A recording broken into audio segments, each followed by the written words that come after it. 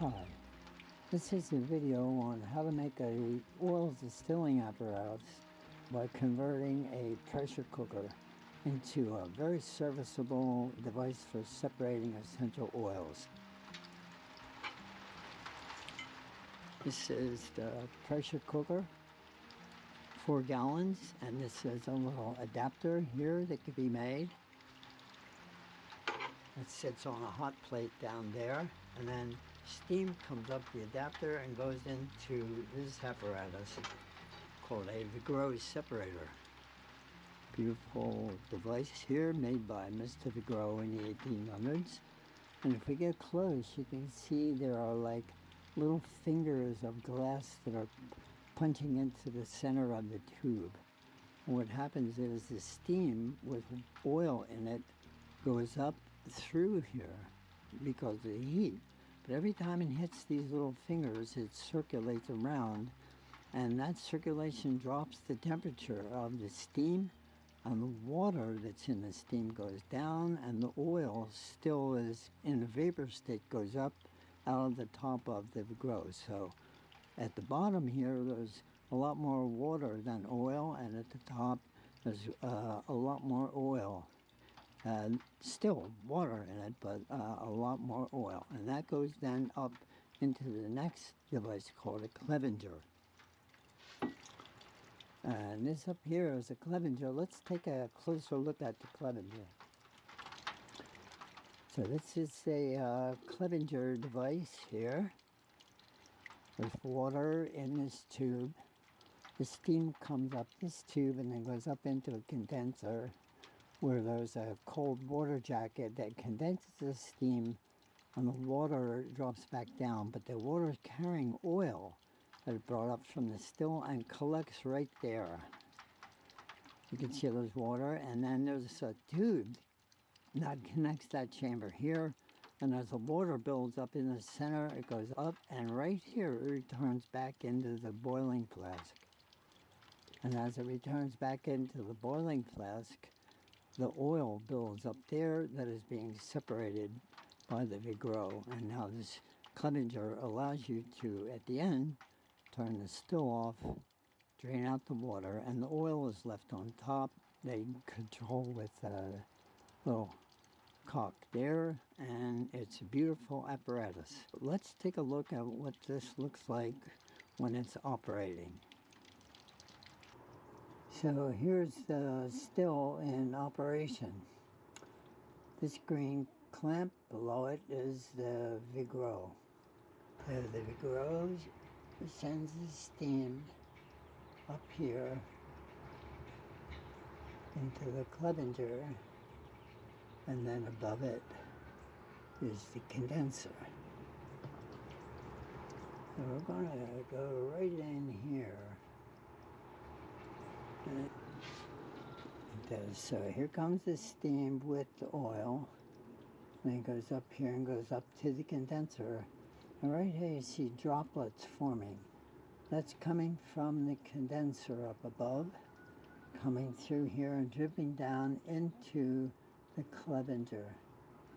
And you can see that little blob there vibrating, that's oil. And this part down here, that's water.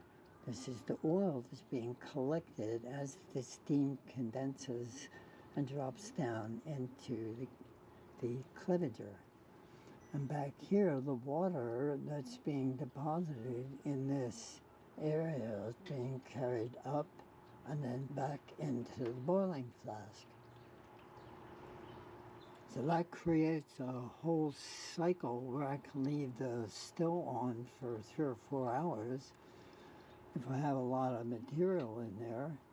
And because I have a continuous pumping going on through these tubes, they go down to a bucket with an aquarium pump that's keeping the water in the condenser cool. This can run for 3 hours to extract even the most difficult oils, helichrysum and lemon balm and things like that. You leave this still on for 3 hours and you'll get some oil. The boiling flask and converter and this glassware allows you to do twice this amount of oil in one day. This is from citrus petitgrain, but you'll get similar from rosemary. You won't get so much as that, but you might get 5 mils a day out of something like lemon balm, which is pretty nice. So in the next few videos, we're going to look at how to make the adapter and how to drill the lid so you can receive the adapter. Hello. This video is about how to convert a 4-gallon pressure cooker into a very serviceable still distilling apparatus for getting essential oils out of plants. And that conversion is necessary because if you try to buy a still like this, first off, it'd be really expensive.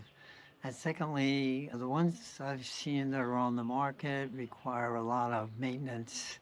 The copper one, you have to put kind of flour in the joint to prevent the steam coming out, and it can be really messy.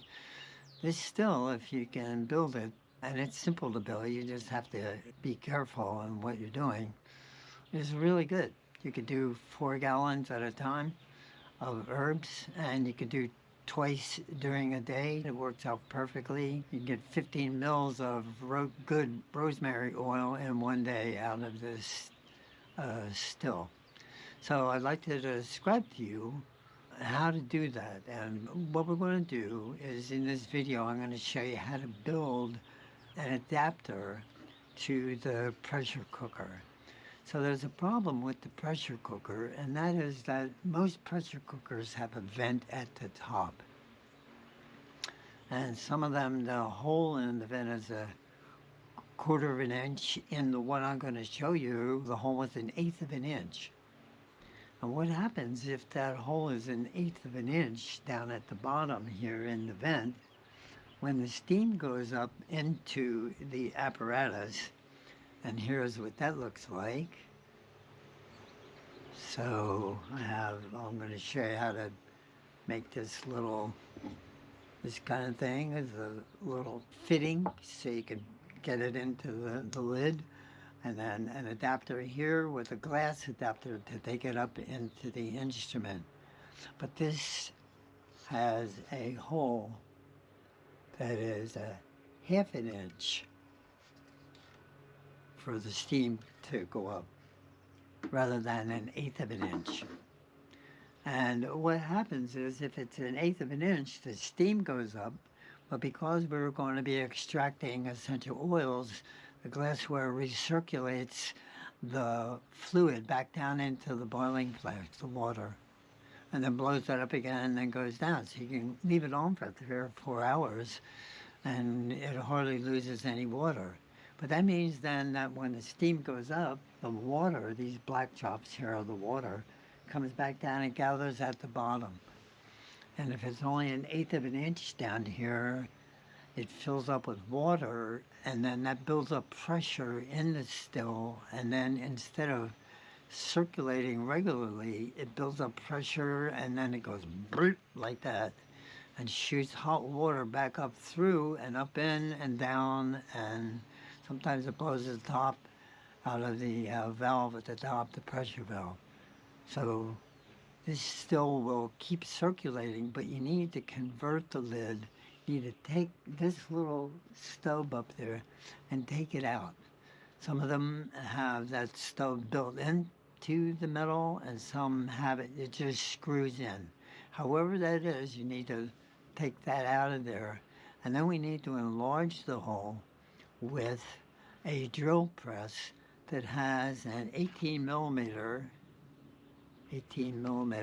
something called a hole saw. And it looks like that.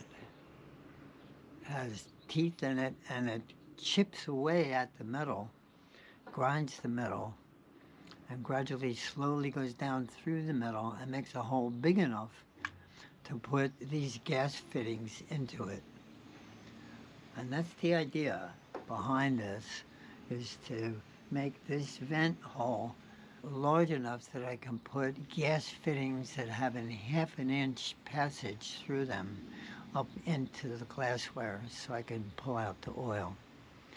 So the sequence that we're going to do is you'll remove the vent, then we'll clamp the lid to a piece of plywood and balance it out.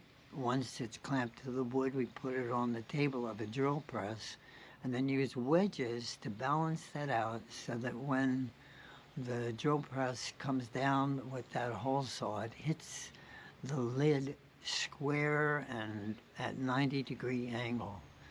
If you can do that, and then you clamp that lid and the wood to the table of the drill press, with a lot of oil, you can very slowly goes down and drill a perfect hole, and you're on your way to making some really good essential oils. I found this still to be remarkably serviceable. Here I have small volume. I don't have huge amounts that I'm harvesting. And so in a given day, if I have 8 gallons of raw material, I can process that depending upon how much oil is in the material. But like I said, you can get some really good high quality oil out of this, and it's easy to change it in and out. It's easy to move the glassware in and out, and I can demonstrate how to do that. So hopefully this will inspire you to convert a pressure cooker into a still, an oil still for extracting essential oils. So let's see what that looks like. So this is set up for drilling a lid. There's a lid here, and I have a small drill press. And here you can see there's a piece of wood right in there. The lid is clamped to that piece of plywood with these sheet clamps, just 2 of them. And the purpose of doing that is that in order for, this is a hole saw here, this little piece, looks like that. It has little teeth on it to grind out the metal, to chip the metal out. And it's mounted in a drill press so I can push it down into the lid. This little part here, the drill, that needs to go in the center hole of when you remove the vent. Now some of the vents are in the metal, so you have to saw it off. This one and the big one there, it just has a screw. You unscrew the vent, it leaves about a 1/4 inch hole there. The center of the drill bit needs to go into that hole, allowing the hole saw to come down and grind away on the metal. Everything has to be really tight in order for that to happen, because the hole saw really chews up the metal. Everything has to be really tightened up and held back down.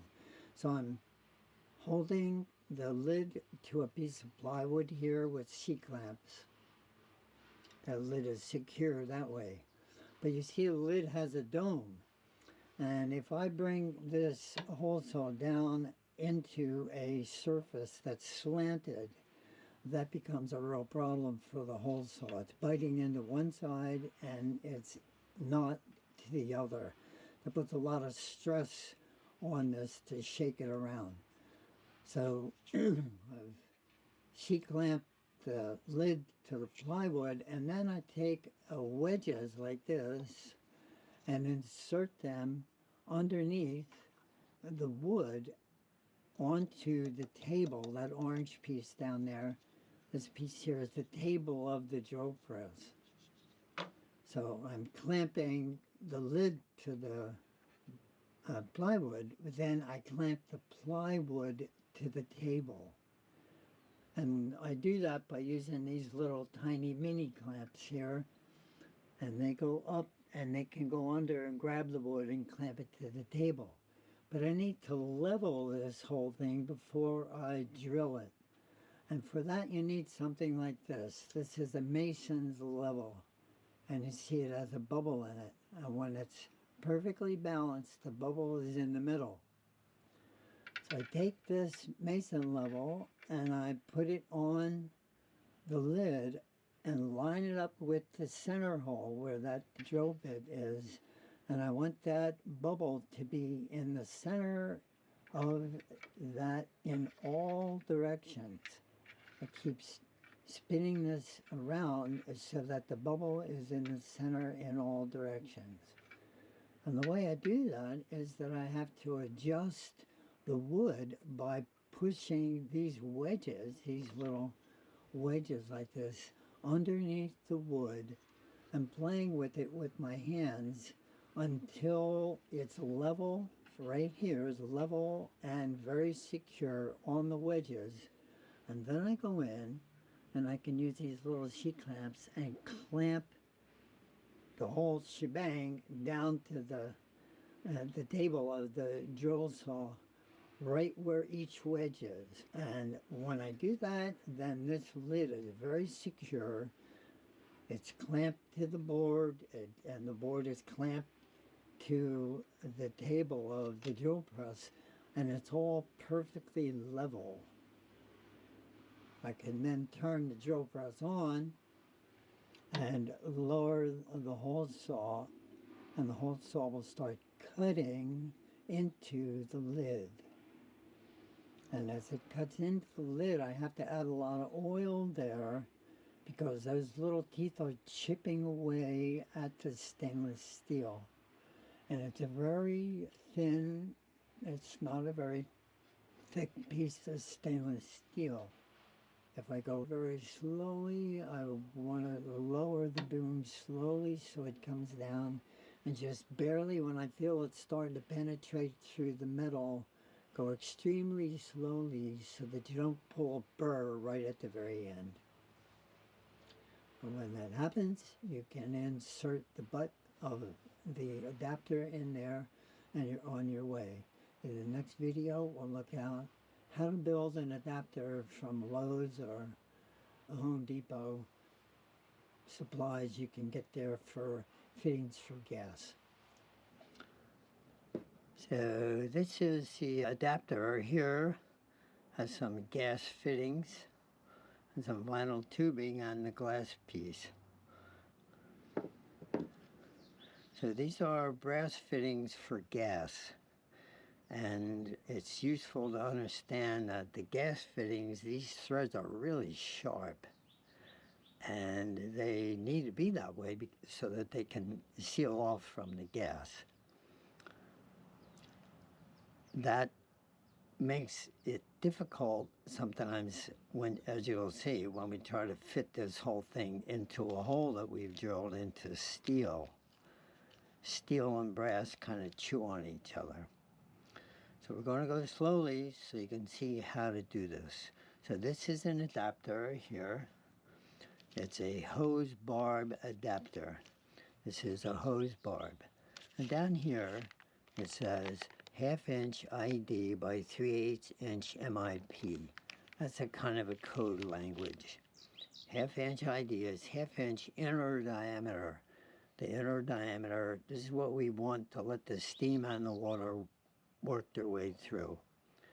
The barb, slip a piece of vinyl tubing over the end of the barb, and then that vinyl tubing is what allows to build a connection to the glass. So this 3/8 inch MIP, that's male iron pipe, MIP. It's from the old days. Iron pipe is threaded. This is a male, and this is then the female. You probably get that. So male, female. So the adapter has a 3/8 inch male iron pipe end and a barb at one end. Now this is a coupling, and I'm coupling the barb to something known as a rod nut, and we'll look at that in a moment. So this is a 1/2 inch FL is the flare. This is a flare here. And a 1/2 inch hole, just like the other ones, a 1/2 inch hole. Both for the steam. Okay, 1/2 inch flare by 3/8 inch FIP, female iron pipe. The 3/8 inch male iron pipe and a 3/8 inch female iron pipe go together like that. That's very nice. I think you could probably understand that. It's sort of biological. And then this piece here goes through the hole that was cut out with the saw, with the hole saw, this hole here. And then on the inside, this is a short rod nut, half-inch flare. So this has a seat in there for the flare, and this will go down in here and tighten up like that. And between them will be, the lid will be in this space here, and we'll take it up. That space is a critical space. We'll take that up with some O-rings from faucets in the plumbing department. So these are the three parts: the hose barb adapter, the coupler, and the short rod nut. Now, the difficulty with this is that if I hook this up here the way I want to, eventually I'll put some pipe goop in there because I want to seal that one off. But let's just take a look at what happens here.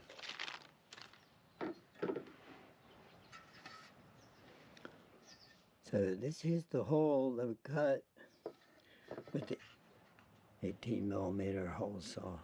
Went in there and cut that out of there. But when that gets cut out of there, it has burrs along the edge.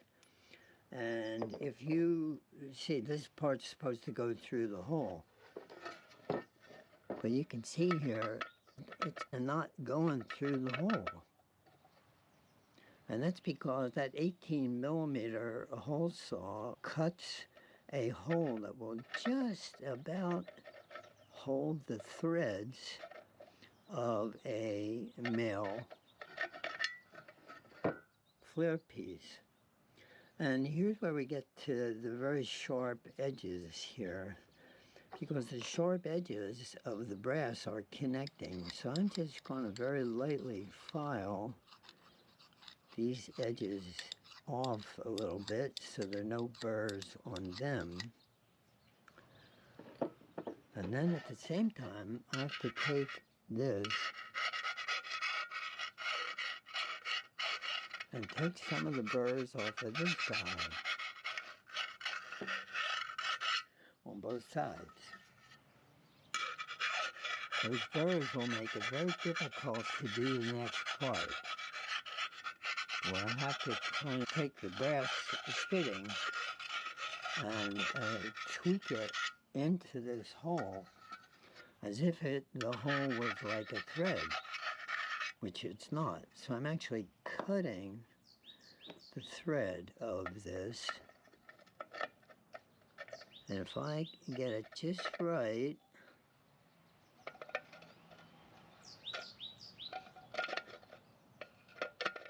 I don't want to force this part. I want to get it feeling like it's in there vertically. And it's starting to go vertically, just a little bit, and it's in there. And then what I want to do is that 3/4 inch open end is very slowly, here, let me get this guy out of here. Very slowly work this piece back and forth like this. And what that's doing is it's actually cutting the brass threads so that they can eventually go and seat and go back and forth like that. Ah, there it is, it's seated. So now on this side is where the rod nut goes and holds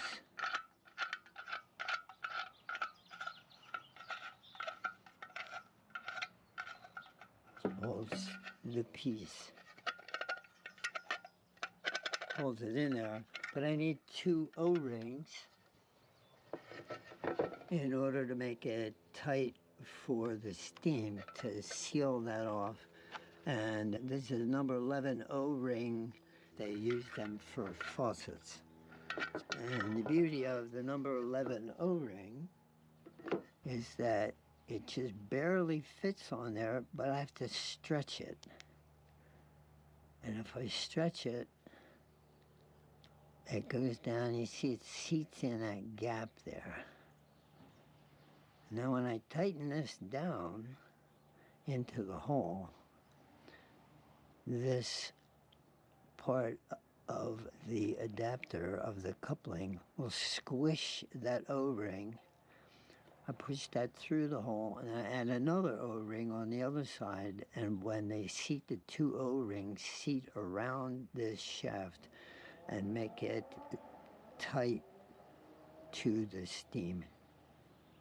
So this is a little technical, but I'm sure if you know somebody who can do this kind of stuff, it's not rocket science. So when this gets put together, the next part is to take vinyl tubing and slip a series of vinyl tubes onto this so that it can eventually take the glass adapter to the glass. So these are the pieces of the vinyl tubing that has to go together to make the adapter. We're trying to adapt to this piece of glass that can connect up to other apparatus that we'll use. This will insert into this tube. This tube here is a 3/4 inch inner diameter, so that works pretty good. This one has a 1/2 inch inner diameter that fits pretty good to that one. The one that is a little difficult is this one, because this one has an inner diameter that will just about fit onto the outer diameter of that one. But this one is 3/4 inner diameter, and this is 7/8 outer diameter. And that means it's got some problems going in there because this one is just 1/8 of an inch bigger. So we have to do something. We have to heat this one without heating that one. Here's how we're going to do that.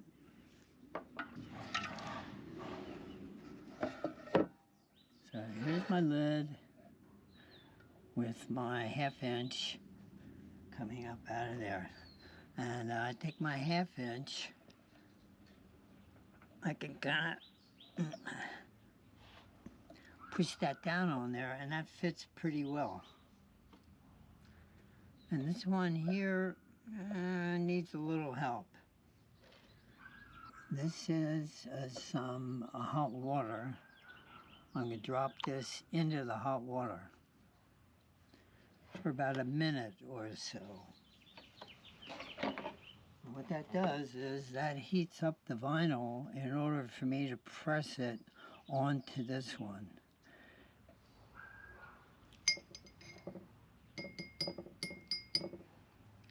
I'll get that out of there. This is hot now, and it gets soft when it gets hot.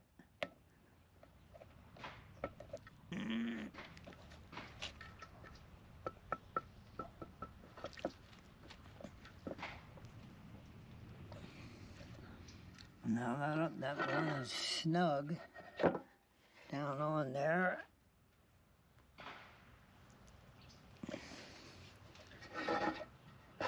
But it's expanded this one just slightly, this one. And now we have this one to put on there, which there's no way that's going to happen. So I'm going to heat this end here in the hot water. I'll let it sit there for a while.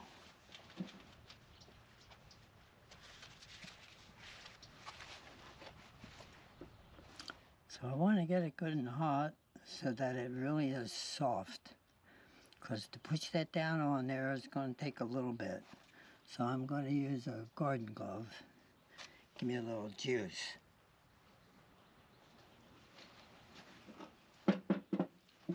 Okay, so I'm ready to try to slip that on there. I'm going to put a hose clamp down at the bottom so I can lift it up.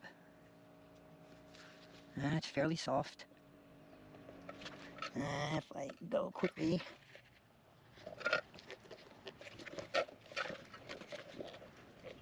it comes scooch it on there.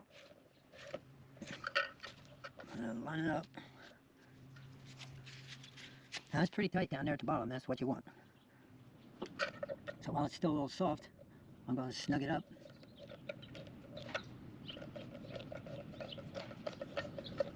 Around that barb, hose barb. I like to do this operation while this is in the lid because it gives you a lot more force when you're trying to press that thing on there. Right now, this is attached to that barb and it's pressing, and there's a very good seal at the bottom. But now I have to take this piece here, this glass piece, and insert it in there.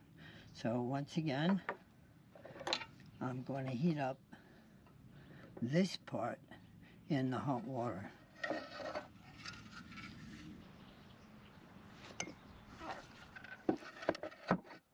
Okay, that's fairly soft. You want to always remember when you're doing this, put this hose clamp on here, because once you get the glass on, you're not going to be able to put the hose clamp on. And it could stand a little more heat.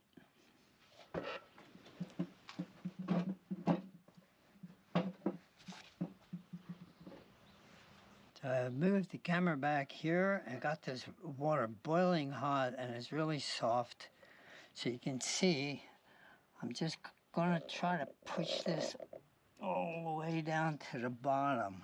And because I have my hose clamp already on there, I can already lift that up here to where the top of that glassware is inserted. And if I snug it up right there, then that gives me an extra good seal around the glass adapter at the top. So I have a good seal here at the top. Very nice. Here's my vinyl tubing and a really good seal at the bottom here, double around the barb, the hose barb. If you do it that way, it's not going to leak. I've tried it with glue and stuff, but I'm going to be wanting to do very delicate essential oils, and I don't really want them smelling like epoxy or something, or vinyl glue. This is a very nice unit here now. It's through the lid, like that, and the other side has my nut that I can tighten up, and if you look close, you'll see it's spreading that O-ring and sealing the joint. And on this side, there's another O-ring. And all together, this is ready to make some oil. Hello, this is how to take an apparatus like this apart. I've set this up so that I can take these pieces off. There's a little table here. Take these pieces off, set them to the side. Take the boiling flask off, open it up, put a new charge in. Do that in about 5 minutes, which is really great. So here's the way that works. Boiling flask and the adapter, they stay pretty much attached to the Vigreux. They become a kind of a unit. But now I'm going to take this off of here. Now I'm going to go up here, and this condenser, I've let the water out, so it's much lighter than it is when it has water in it. I'm going to open up the clamp here and just wiggle this up and out of the way. And that's secure. And now I have this stand here holding the Clevenger attached to a piece of wood that allows me to keep this regular, and I have a little plywood. I can go like this. I can hold. This is actually all clamped together. And I can go right here and lift the whole shooting match off. And that leaves the Vigreux and the adapter. I'll take that off, and the Vigreux is attached to a clamp here. I can lift that off and just turn it to the side right there. And the water buckets here, they are on a table. And now what that means is that this boiling flask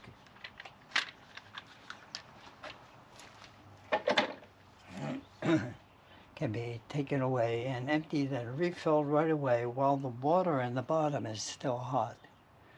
That's a big deal. Because when I go to put herbs in it again, the water's hot and I don't have to bring it up to get another charge. But that then leaves this. So then I can grab this and move this away.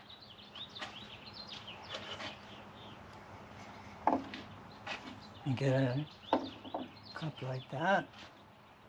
And open up this valve ever so slightly.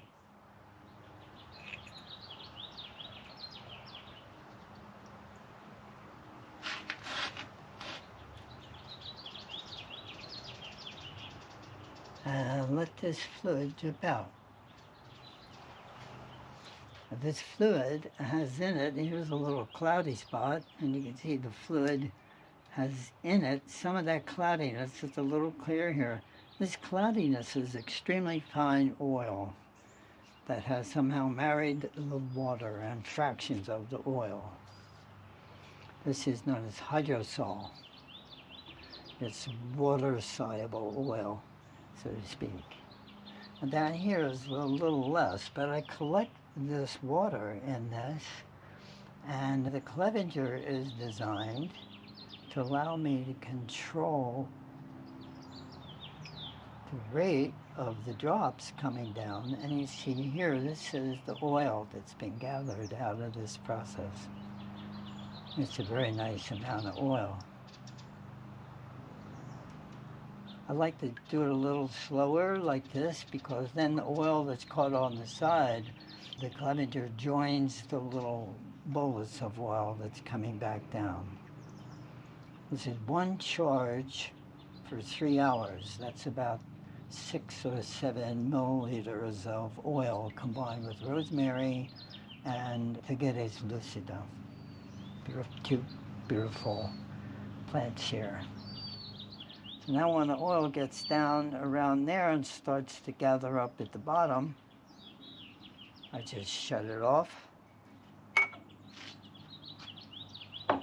and get a little vial ready to receive the oil, and then turn it ever so slightly so just dip.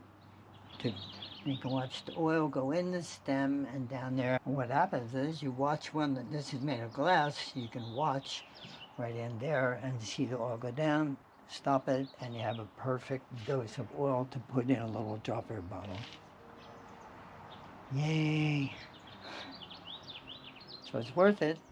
This is half of what could be a daily bit of essential oil from rosemary and Mexican tarragon, two very healing plants. The hydrosol, it goes in the bath tomorrow morning with the rosemary. Like, good morning. Thanks for watching.